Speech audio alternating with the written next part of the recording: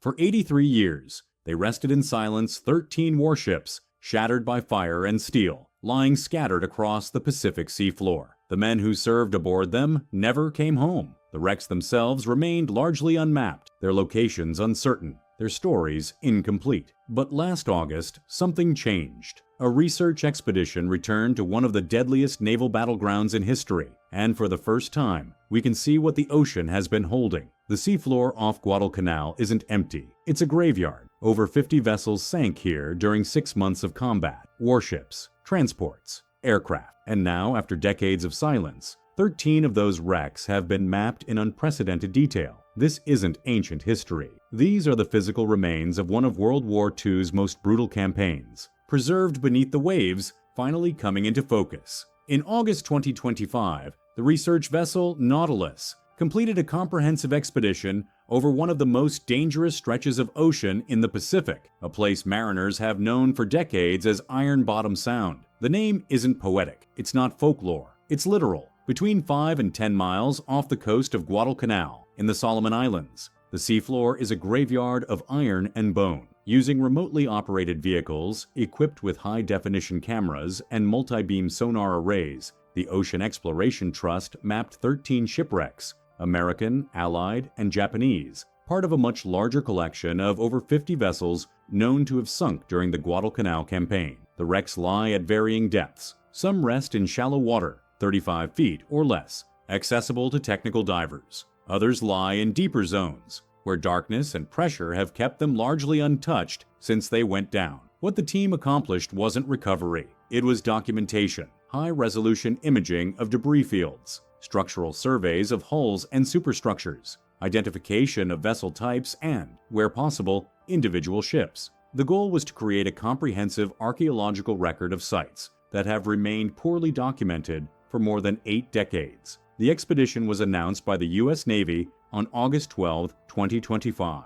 The language was measured, factual, historical, 13 shipwrecks surveyed, sites characterized, data collected for future research and heritage preservation. This was archaeology, not salvage, science, not spectacle. But what makes these sites significant isn't just their historical value, it's what they still contain. When warships sink in combat, they don't empty themselves. Ammunition doesn't float away. Fuel tanks don't drain. Ordnance, shells, torpedoes, depth charges, remains aboard, locked in magazines, trapped in debris. And in many WWII wrecks worldwide, that ordnance is still there, still potentially volatile, still a concern for anyone working near the sites. The expedition didn't focus on ordnance assessment. That wasn't the mission. But the reality of these wrecks, scattered across a battlefield where thousands of tons of explosives were deployed, means the potential for unexploded material exists, as it does with most military wrecks from this era. The coordinates of the specific sites surveyed haven't been widely publicized. That's standard practice. Site protection, prevention of unauthorized salvage, respect for the fact that these are war graves, not dive attractions. The ROV imagery shows what decades of submersion have done. Hulls split open, turrets collapsed, debris fields scattered across the seafloor in patterns that trace the violence of sinking. And in many frames, the unmistakable shapes of naval architecture, gun mounts, propellers, superstructure elements, still recognizable after 83 years. But the steel skeletons lying in the silt are only part of the story. These ships didn't sink by accident. They didn't run aground or succumb to storms. They went down in combat during some of the most brutal, close-range naval engagements in the history of modern warfare. The battles for Guadalcanal began in August 1942 and lasted 6 months. Control of the island meant control of the Pacific supply lines. Losing it meant losing the war. Both sides knew it. Both sides committed everything. The fighting was ferocious. It happened at night, in narrow waters, where visibility was measured in yards, not miles. American cruisers like the USS Atlanta and the Australian HMAS Canberra traded salvos with Japanese destroyers at point-blank range. Gun barrels glowed red from sustained fire. Torpedoes streaked through the dark like phosphorescent ghosts. Ships collided in the confusion. Fire spread faster than damage control teams could contain them. When a warship took a direct hit to the magazine, the compartment where hundreds of shells were stored, the explosion was catastrophic, instant, total. Historical records from the naval battle of Guadalcanal, fought November 12-15, 1942, describe scenes of chaos. captains navigating by the light of burning enemy vessels, radar systems overwhelmed by the sheer number of contacts, torpedoes crossing paths in the water. At least 5 major surface actions took place in these waters between August 1942 and February 1943. Each one left ships on the bottom. And then, silence. The kind that follows violence. The kind that settles over water after the guns stop and the flames die, and the survivors realize how few of them are left. By February 1943, the campaign was over. The Allies had won. Admiral William Halsey's forces had secured the island, but the cost was staggering. Estimates suggest around 5,000 to 6,000 sailors, American, Australian, and Japanese, were lost in the naval battles alone. Some died in the initial explosions. Others drowned in flooded compartments, trapped behind jammed hatches as the water rose. Some burned. Some were blown overboard by the concussion of nearby hits. Some were never found. Their ships became their tombs. And because the battles happened at night, in narrow waters, many vessels sank within sight of each other. That's why the debris fields sometimes overlap. That's why the density of wreckage is so high. That's why the name stuck. Ironbottom Sound. Locals say you can drop a line in many areas and hit steel. For decades, many of these wrecks were considered too difficult to survey comprehensively. Some were too deep for conventional technology. Others were protected by international law as war graves, which meant they couldn't be disturbed, couldn't be stripped for scrap, couldn't be touched without proper authorization. The ships remained largely undisturbed, sealed chambers of steel and shadow, holding not just the remains of those who served, but the physical evidence of the battles themselves. When a cruiser or destroyer sinks in combat, it doesn't empty itself. Physics doesn't allow it. Ammunition doesn't float. Depth charges don't dissolve. Torpedoes don't disarm themselves. Everything that was loaded aboard stays aboard, locked in place by the violence of sinking, trapped in magazines, wedged in launchers, buried under collapsed bulkheads, sealed by the ocean itself, and in the waters off Guadalcanal, where conditions vary from shallow tropical reefs to deeper, colder zones. Preservation depends on location. Shallow wrecks face more biological activity, coral growth, marine incrustation, accelerated corrosion. Deeper wrecks experience cold, low oxygen environments that slow decay but don't eliminate it. The steel is still corroding, slowly, inevitably. What the 2025 expedition documented was the current state of these sites, how the wrecks have changed over 8 decades, what remains identifiable, what has collapsed or deteriorated, and what questions remain unanswered. The sonar images don't just show hulls, they show lives frozen mid-action, gun turrets still trained on invisible targets, their barrels angled at the water where enemy ships once steamed, propellers bent and twisted from collision,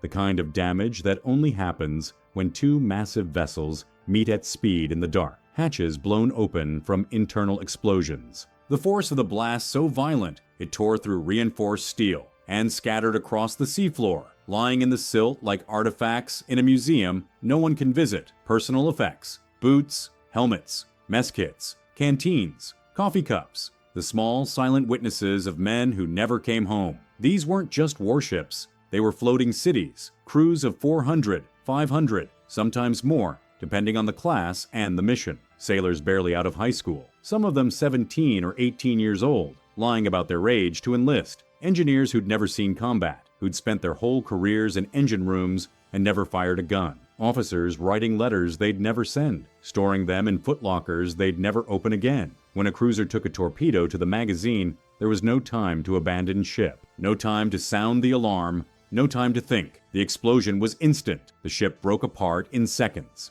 The sinking even faster. Men trapped below decks had no chance. Those on deck faced fire or drowning. The water was black. The oil was burning. The smoke choked out the stars. The noise was deafening. Screaming metal, screaming men, the roar of rushing water. And then it was over. And now, 83 years later, those spaces are still there. Sleeping quarters where hammocks once hung. Engine rooms where turbines once roared. Galleys where cooks prepared meals for hundreds. Ammunition magazines where shells were stacked floor to ceiling, all submerged. The ROV cameras captured images of brass fittings still intact, untouched by human hands since 1942. Portholes still recognizable, though their glass may be long gone. Corridors where the current moves through like breath, stirring the silt in slow, ghostly eddies. The imaging also shows the persistent presence of military hardware, shell casings, torpedo tubes, Depth charge racks. The physical remnants of a naval arsenal that was never fully expended.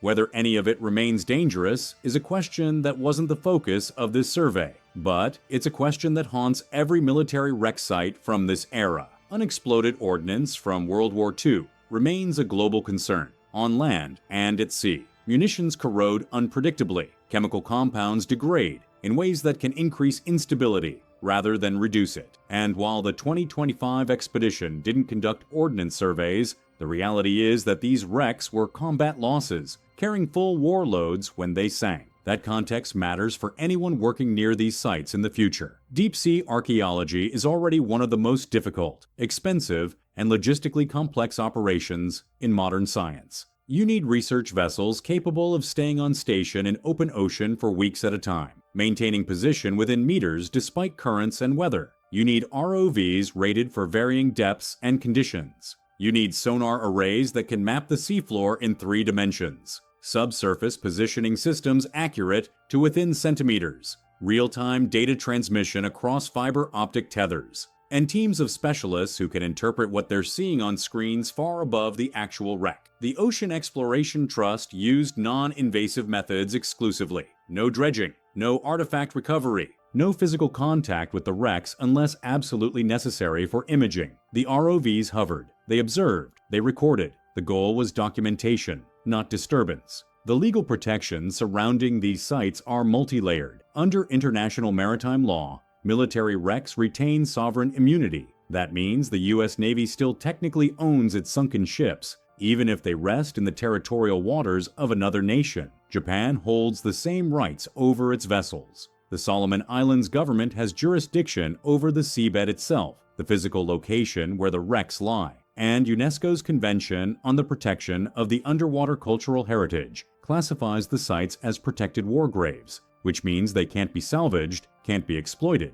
can't be treated as anything other than what they are. The final resting place of thousands of men, so no one can legally salvage them, no one can move them, no one can strip them for scrap or recover artifacts for private sale. But managing them responsibly requires ongoing attention because the ocean is changing. Deep-sea mining is expanding into areas that were once considered too remote or too protected. Climate change is accelerating ocean acidification, which speeds up the corrosion of metal. The pH of seawater is dropping as the ocean absorbs more atmospheric CO2. The chemical reactions that eat through steel are intensifying. Every year, the wrecks become more fragile. The 2025 expedition was the most comprehensive archaeological survey of these specific 13 wrecks ever conducted. But it wasn't exhaustive. The team had 3 weeks, 13 identified sites among more than 50 known wrecks in the area, limited ROV flight time. They mapped what they could. They documented the most accessible features. But there are still gaps,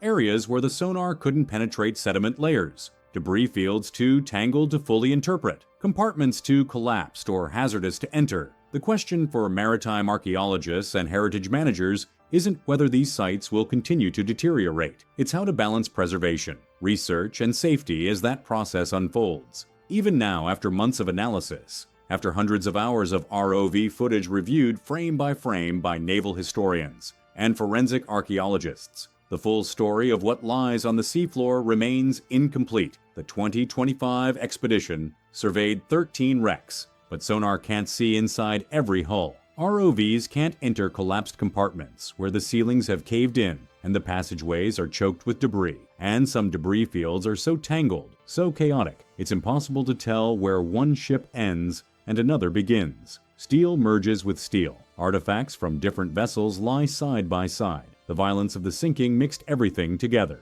Experts know there are more vessels down there. Over 50 ships and aircraft are documented as lost in Ironbottom Sound. Smaller craft, landing ships, supply transports, tugboats, downed aircraft. Their fuselages crushed, their wings torn off. The Navy's historical records don't always match physical wreck positions exactly. Battle reports from 1942 were written in the middle of combat, in the dark, by men under fire. Positions were estimated using dead reckoning and celestial navigation. Ship identifications were uncertain. Some vessels were reported sunk that later turned up afloat. Others disappeared without any record at all. The ocean kept those secrets. And then there's the human question, the one that doesn't have a technical answer. How many sailors are still down there? Estimates suggest around 5,000 to 6,000 men were lost in the naval battles of the Guadalcanal campaign. But not all bodies were recovered. Not all losses were recorded in the moment. Some men were listed as missing. Some were never identified. Some families got telegrams that said, "Lost at sea," and nothing more. No grave, no closure, no place to visit. For 83 years, those families have lived with that absence. And for 83 years, the ocean has held what remains, in compartments most will never reach, in water that ranges from diveable shallows to depths requiring advanced technology, in wrecks that serve as both historical monuments and final resting places. The work of documenting and protecting these sites will continue. Organizations like the Ocean Exploration Trust, NOAA, and international heritage bodies recognize the importance of these wrecks, not just as historical artifacts, but as memorials. Future surveys may revisit these sites to monitor changes over time, to refine identifications, to develop better preservation strategies. But even with advancing technology, some questions can't be answered. Some wrecks may be too unstable to fully explore. Some compartments will remain sealed, not by choice, but by the practical limits of what can be done safely and ethically. Some stories will stay locked in the steel, because accessing them would risk destroying what little remains. And there's something haunting about that. The idea that we can see these wrecks now, can map them in remarkable detail, can identify individual features and structural elements, but we can't recover everything, can't enter every space, can't know every name. The sonar shows shapes, the cameras show shadows, but they can't show us the faces of the men who served there, can't show us the last things they saw, the last words they spoke, the last thoughts they had before the water rushed in. Because Ironbottom Sound isn't just a battlefield, it's a monument, not one built of stone and bronze, but one made of iron and silence. A monument that spans miles of seafloor, a monument that holds thousands of names, most of them known only to the ocean. And it's a reminder that the past doesn't disappear. It doesn't fade into comfortable distance. It remains in the physical world, in the wrecks that still lie where they fell. The 2025 expedition gave us the clearest picture yet of 13 of those sites. But the work isn't finished. The surveys may continue. The monitoring may continue. The debates over preservation and access and international cooperation will continue. But the wrecks themselves, they'll remain, resting in the shallows and the deeps, guarded by law and respect and the weight of history. We know where some of them are now. We know what they represent. We know they're changing slowly, as the ocean works on steel and wood and bone. But we also know that some questions will outlast us. Some spaces will remain sealed. Some stories will stay with the sea. Honor the fallen, explore with care, and remember, history never truly sinks.